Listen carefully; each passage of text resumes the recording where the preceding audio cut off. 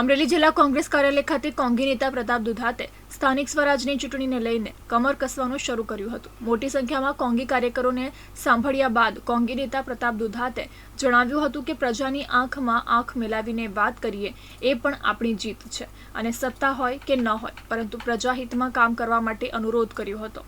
વધુમાં તેઓએ કાર્યકર્તાઓને હારનો ડર ભૂલી જઈને આળસ દૂર કરીને સ્થાનિક સ્વરાજની ચૂંટણી માટે સજ્જ થઈ જવા માટે હાકલ કરી હતી। કોંગ્રેસની સ્થાનિક સ્વરાજની ચૂંટણીમાં તાલુકા પંચાયત કે જિલ્લા પંચાયત લડવાનો પણ હુંકાર પ્રતાપ દુધાતે કર્યો હતો। બાદમાં હાથમાં બેનર પ્લે કાર્ડ સાથે ભાજપ વિરુદ્ધ સૂત્રોચ્ચાર કરતા પ્રતાપ દુધાત, જેનીબેન ઠુમ્મર સહિતના કોંગી નેતાઓ રાજકમલ ચોકમાં પહોંચ્યા હતા અને નેશનલ હેરાલ્ડ કેસમાં સોનિયા ગાંધી અને રાહુલ ગાંધીની નામદાર કોર્ટ દ્વારા ક્લીન ચીટ મુદ્દે ફટાકડા ફોડીને ખુશી વ્યક્ત કરી હતી।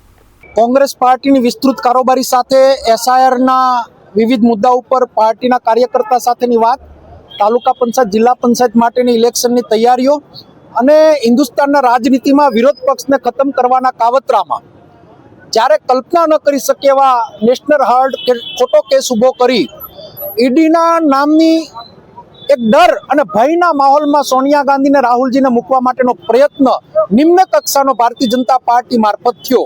ખોટા કેસ છે એવું મીડિયા મારફત આખા દેશની અંદર એની છબી બગાડવાનો પ્રયત્ન થયો, ત્યારે નામદાર કોર્ટ મારફત આખી કેસની વિગતો કોર્ટે ઈડીને મોટો ઠપકો આપ્યો અને સોનિયાજી અને રાહુલજીને નિર્દોષ આ કેસ સાથે કંઈ લેવા દેવા નથી તેવી વાત ઈડીને ફટકાર પડી। ત્યારે કોંગ્રેસ પાર્ટીના આગેવાનો કાર્યકર્તાઓ એક હર્ષ ઉલ્લાસ એટલા માટે કે સત્યમેવ જયતે, સત્ય માટે કોંગ્રેસ પાર્ટી લડે છે, લડતી હતી ને લડતી રહેવાની છે।